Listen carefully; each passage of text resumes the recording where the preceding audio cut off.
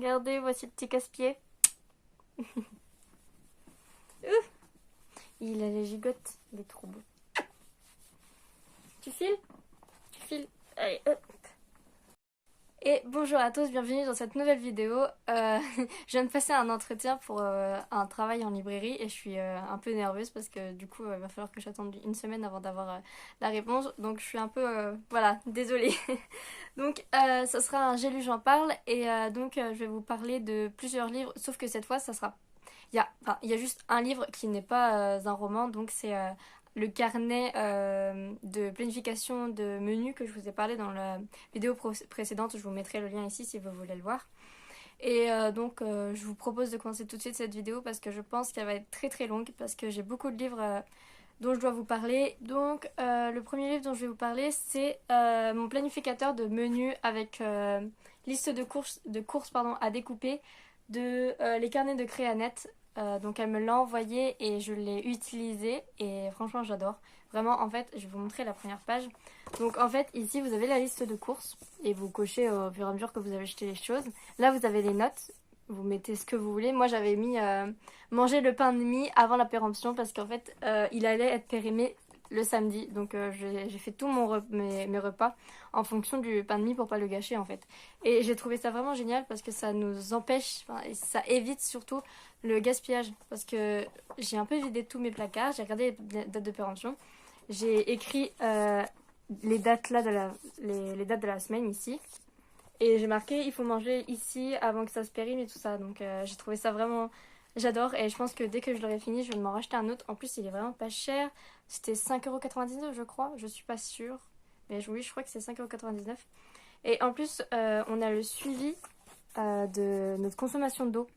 Et moi, je bois pas énormément. Donc ça m'a permis de voir que je ne bois pas énormément. Je le savais déjà, mais quand j'ai vu ça, je me suis dit, j'ai bu que 2 verres d'eau aujourd'hui.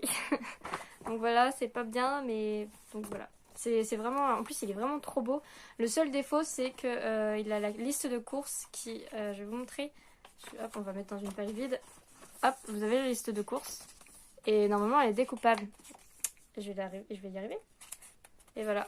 Et quand vous tournez la page, eh ben, ça tombe sur le mercredi et le samedi. Donc si vous découpez ici, ben, la page derrière n'a plus... Donc moi ce que j'ai fait c'est que je mets ce carnet là dans mon sac parce qu'en plus il est tout fin donc il passe inaperçu dans le sac et il prend pas de place. En plus il est très très beau. Et donc je l'ai mis dans mon sac et je l'ai sorti pour faire les courses. Voilà. Mais il est hyper beau franchement. Vous devrez l'essayer parce que moi j'avais jamais essayé ça et je pensais pas que ça marchait au début en fait. Et parce que je suis assez désorganisée en fait. J'ai plein de carnets partout, j'essaie de m'organiser et j'y arrive pas. Alors que celui-là, je sais que c'est pour ça, donc je suis obligée de le faire avec celui-là et je me sens mieux. Donc le deuxième, c'est Mots passionnels de Jenny Nicoletto. Donc je vous en ai déjà parlé énormément sur la vidéo précédente. C'était censé être un book haul et je vous ai clairement donné mon avis dessus. Hein, parce que vu que je l'avais déjà lu, j'en ai profité. Et donc je vous avais dit que ça avait été un gros coup de cœur parce que c'est plusieurs histoires, enfin c'est plutôt des poèmes et des petites histoires que l'auteur a écrit en se donnant le défi d'écrire 100 mots. Et du coup j'avais trouvé que son idée était très bonne, ça donne envie d'essayer en fait, essayer de voir si nous on peut donner ou faire ressentir au lecteur des émotions avec juste 100 mots. Et donc je vais peut-être essayer. Et si vous voulez essayer aussi, dites-le moi. Comme ça, on pourra s'échanger nos textes pour voir si on a réussi. Ou ça serait drôle de le faire ensemble. Comme un petit jogging d'écriture en fait. Bref, je vous en parlerai sur Instagram si ça vous plaît. Et c'est vraiment une histoire enfin un livre que je vous conseille. Parce qu'en plus il est très très petit. Il fait 40 pages je crois.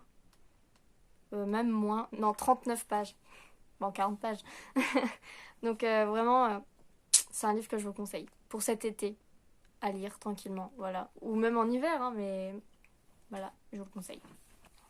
Donc ça c'est un autre service presse que j'ai reçu le mois dernier du coup.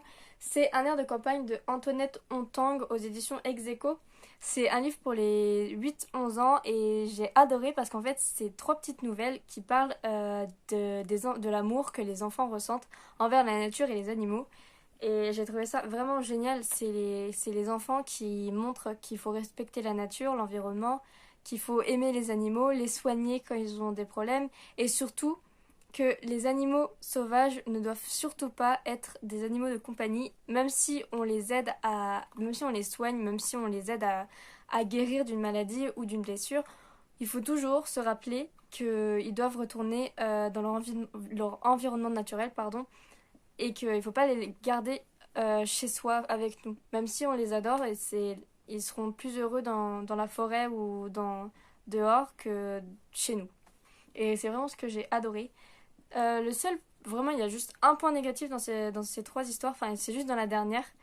En fait, c'est l'histoire d'une petite fille qui, sa grand-mère, elle est amie avec un lutin, et le lutin, du coup, va voir la petite fille et lui demande de l'aider à sauver la rivière.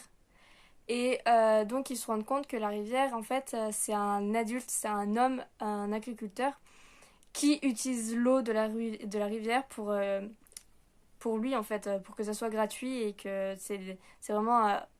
il fait ça avec malveillance, en fait. Et donc, il y a une phrase dans cette nouvelle qui est assez compliquée pour les enfants parce que je l'ai lue à mes nièces et elles sont sorties de leur lecture, en fait, elles m'ont dit qu'elles n'avaient pas compris la phrase. Et en fait, c'était une phrase où il y avait le mot despotique, misogyne. J'avais écrit la phrase bafoué, brimé et tyrannique.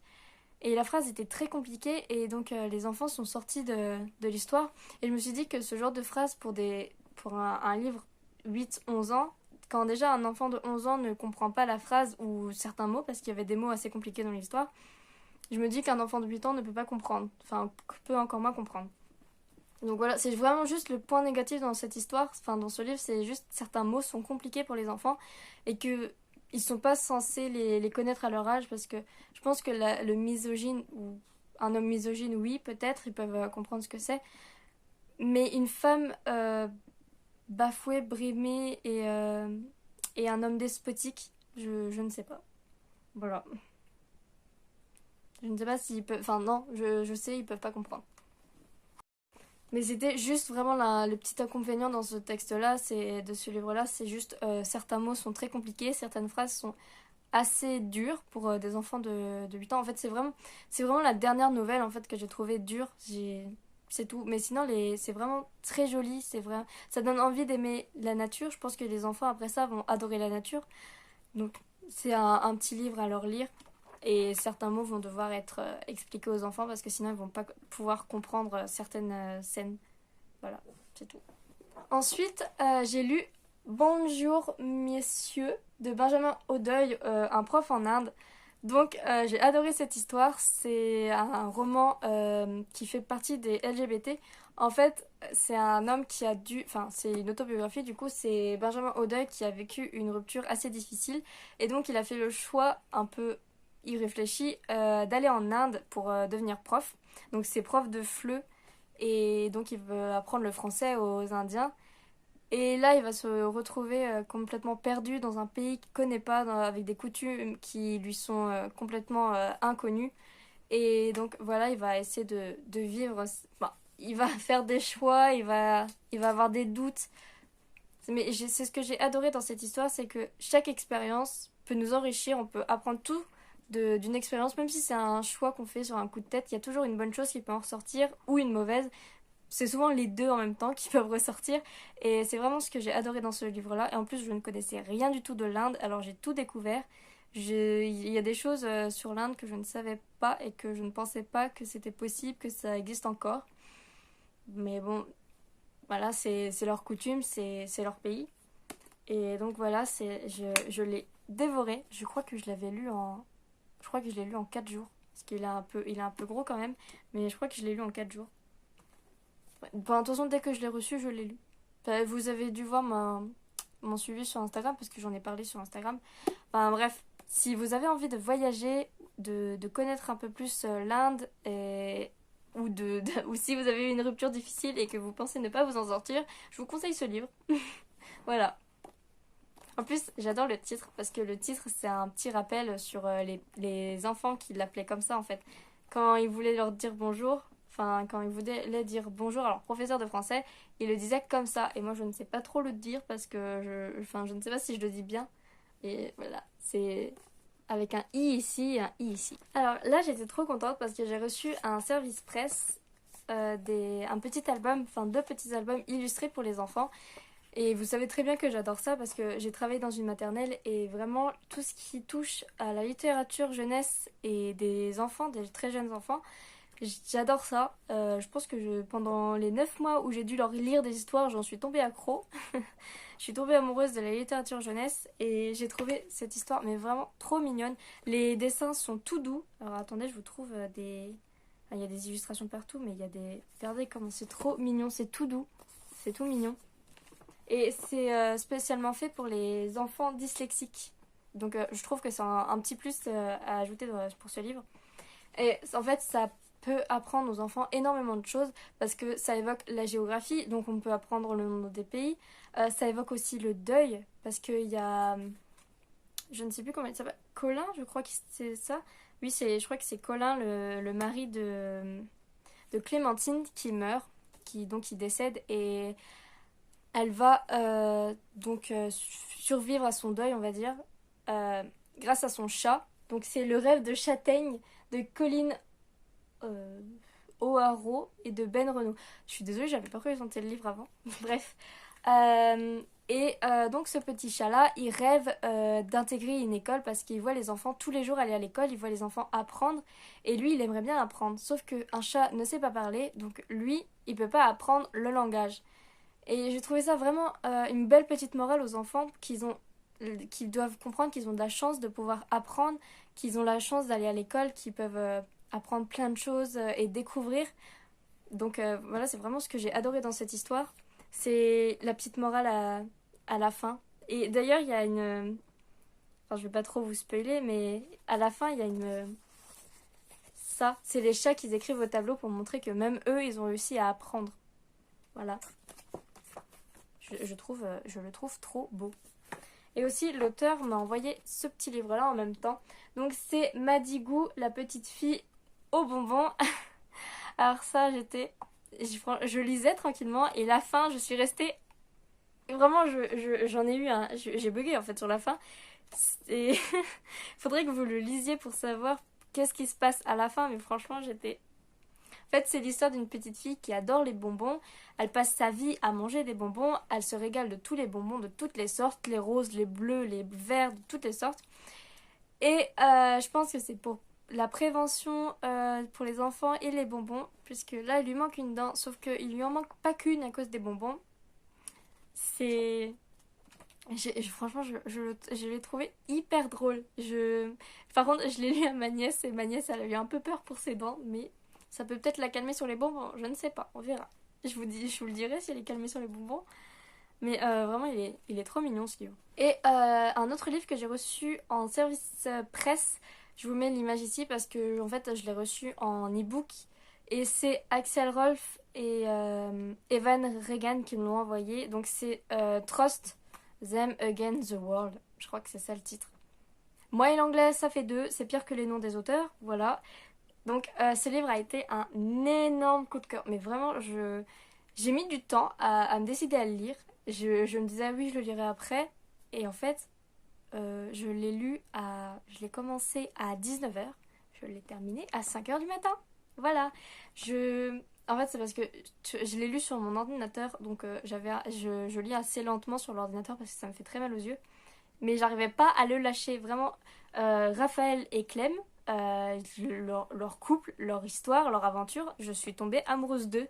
C'était incroyable. En fait, c'est 2 garçons qui étaient dans un camp où ils étaient un peu esclaves. Ils devaient obéir à des gardes, à des soldats. Je sais plus comment ils s'appellent les soldats. Enfin bref. Et donc un jour, ils arrivent à s'enfuir et ils vont se croiser dans une supérette en essayant de trouver quelque chose à manger et des vêtements. Et donc ils vont commencer à faire un bout de chemin ensemble. Sauf que ce chemin va commencer à être très long puisqu'ils vont continuer à voyager tous les deux. Ils vont faire des choix assez très mauvais parce que ça va ça va les mettre dans la merde tout simplement. Désolée pour le mot, mais c'est ça. Leur choix les met dans la merde. Donc ils vont quand même s'en sortir à chaque fois, ils vont quand même continuer, ils seront jamais découragés, ils vont toujours avoir le courage de continuer à marcher même s'il pleut, même s'il y avait du soleil et qu'ils n'avaient pas à boire, ils continuaient, ils étaient incroyablement courageux, pardon. Et ils sont tombés malades, ils ont eu plein de mauvais coups et ils ont toujours été aussi courageux parce qu'ils étaient l'un avec l'autre et les scènes entre eux étaient adorables. Mais vraiment, je sais que je suis une grosse fan de romans MXM et que je suis pas objective quand ça concerne ces livres-là, mais là, franchement, ça, je crois que ça a été mon gros coup de cœur du mois de juin. Vraiment, et je l'ai adoré. J'ai même envie de le relire, mais je sais que j'ai d'autres livres des auteurs, parce que les auteurs, ils m'ont envoyé un autre livre d'eux, et j'ai très hâte de le lire, donc je vais le lire quand j'aurai fini L'exil du bonheur. Je ne sais pas si je l'ai là. Non, je l'ai pas. Je crois que c'est ça. Non, c'est l'élixir du bonheur. Voilà. Quand j'aurai fini l'élixir du bonheur, ah ben, je lirai leur autre roman. Je sais, je vous en ai énormément parlé sur Instagram. Mais il faut bien que je vous en parle sur la chaîne aussi. Donc je vais vous parler de Cinder de Marie Sexton. Bah oui. Ou Marie Sexton. Sexton? Je ne sais pas. Parce que moi et les auteurs, vous le savez très bien. Donc je m'excuse plus. Voilà. C'est dit, je ne sais pas lire le nom des auteurs. Voilà. Donc c'est Cinder. C'est la réécriture de Cendrillon du coup. Et comment vous dire que c'est la meilleure réécriture de Cendrillon que j'ai jamais lue. C'est une romance MXM. C'est Elton Cinder qui donc joue le rôle de Cendrillon, qui est le serviteur de sa belle-mère. Il a deux sœurs qui sont insupportables, qui sont assez odieuses et superficielles, et il va rencontrer le prince. Parce qu'en fait, il était à la rivière, il voulait pêcher, et là, il a rencontré le prince. Et le prince, il s'est lié d'amitié avec lui. Ils ont été...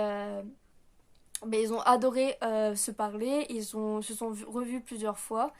Et à un moment, ils ont dû se dire au revoir. Et donc, Elton va avoir l'idée, enfin, va vouloir revoir le prince pour le dire au revoir.